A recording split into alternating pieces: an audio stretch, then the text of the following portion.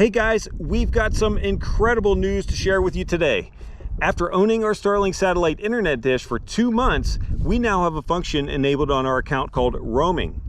This new feature has not been made official by Starlink, and it appears we are part of a lucky few who have been granted early access.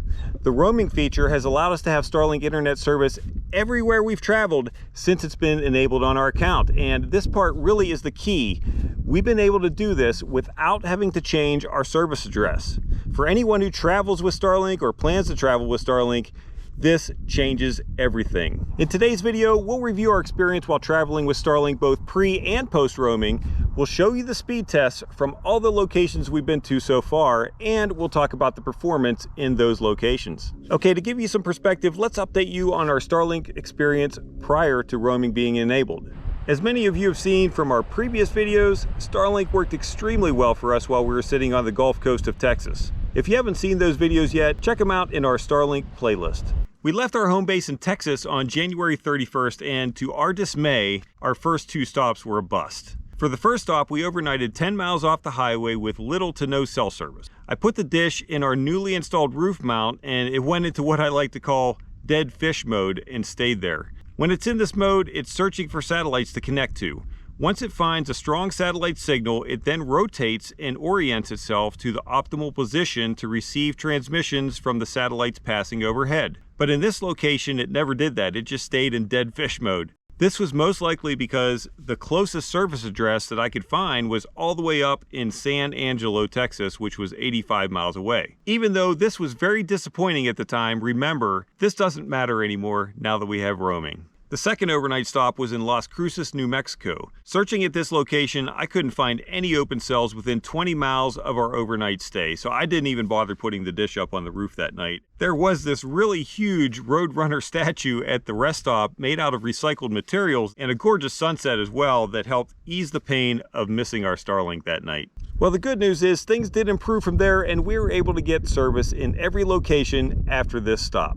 Next up was Tucson, Arizona. We stayed 2 nights at the Pima County Fairground RV Park, and although we were not in an open cell, we were able to secure a service location in an open cell about 9 miles away. If you're new to Starlink and our videos, you may be wondering why we had to do this. So let me explain. The location where we were staying in the fairgrounds was not in an open Starlink cell, meaning Starlink has not yet opened it up for service, so they would not let us use that address for access. As you can see here, using the visibility tool of the Starlink app, it shows some obstructions even though there really was nothing blocking the view of the dish to the sky. These obstructions were showing up because we were not actually located in the service address that we had given to Starlink. We essentially were confusing the Starlink system by giving it incorrect location information. That being said, even though we were connected to an address 9 miles away from us, the service still worked fairly well with only a few outages and some minor buffering every so often while we were streaming. As you will see in just a few minutes, this really isn't an issue for us anymore now that we have roaming.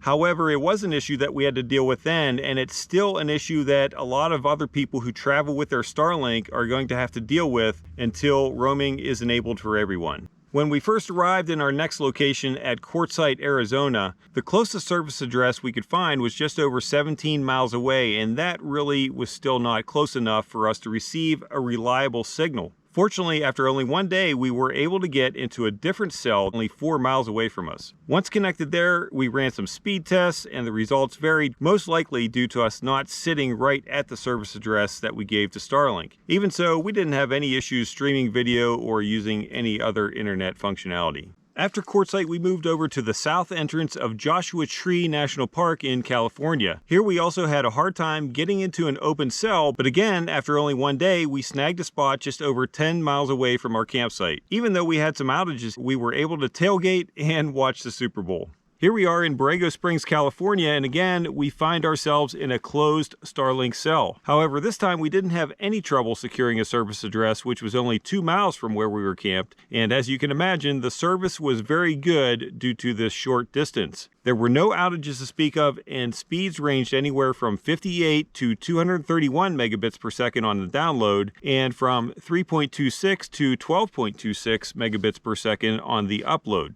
Next, we traveled up to Desert Hot Springs, where we got away from boondocking for a bit and stayed at the Sky Valley RV Resort. We left our service address for Starlink where we had it in Borrego Springs, and when we got to the resort, I set up our dishy, booted up, and to our great surprise, we were connected and online. So I then went into the network statistics on the app and noticed something strange with the outages graph. There were multiple spikes on the graph as if the dish were having issues connecting. But when I ran a speed test, it crushed it at well over 200 megabits per second download. After seeing this, I double checked and found that we were still indeed connected to the location in Borrego Springs, which was 43 miles away. The obvious next thing for me to do was to look at the Starlink debug data, and it was here that I found that our roaming flag was now set to true. I was so stoked. This had always shown as false before. The outage graph still baffled me as to why we had all those spikes, but we could stream TV with no issues and the speed tests were amazing. I decided to take the chance to reboot the dish, and abracadabra, the spikes were gone. From there, we left the service address where it was and had excellent service for the entire 6 days while we were at the resort. We logged 13 speed tests while in Sky Valley. Download speeds range between 150 and 267 megabits per second with an average of 219 megabits per second. Upload speeds were between a low of 2 and a high of 15 with an average of 9 megabits per second. Ping for these 13 tests range between 26 and 50, 50 being the anomaly. With a nice low average of 31, these are the best ping results we've seen yet. We are now in the Mojave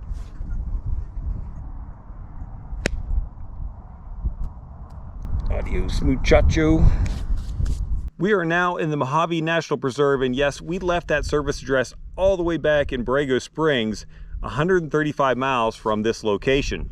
And I do have to say that we were a bit concerned that the roaming might not work for us after the move. But sure enough, we set up the dish and the router here and we had perfect service once again. The speed test results were excellent here, ranging from 125 megabits per second to 243 megabits per second for download speeds and 8.47 to 12.6 megabits per second upload speeds. Ping results for these 4 tests come in at 44, 54, 38, and 33, which many people would say isn't great, but in my opinion, it's pretty good for being all the way out in the middle of the Mojave Desert. So this is such a relief for us. When we first started this journey back in Texas and we weren't able to get service at our first 2 locations, and then we continued to struggle to find service in the other consecutive locations, we were a little disheartened, that's for sure.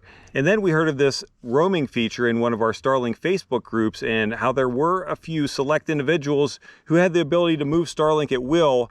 Our spirits were lifted. And so we waited, checking every day, hoping that we might be next to be granted this ability. And now we finally have it. This is so incredible for us and for the future of internet mobility for anyone who travels. We love to camp in remote locations just like this, where cell service can often be scarce. And with this new feature, we should be able to go anywhere off-grid and still be connected.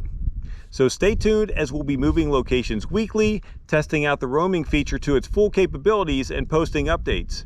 And if you haven't done so already, be sure to hit the subscribe button and notification bell below. That way you'll be notified every time we post a new video. You can also view all of our Starlink related videos in our Starlink playlist by clicking right here. And finally, if you have any questions or comments, please leave them below as we'd love to hear from you. As always, thanks for watching and we'll see you soon.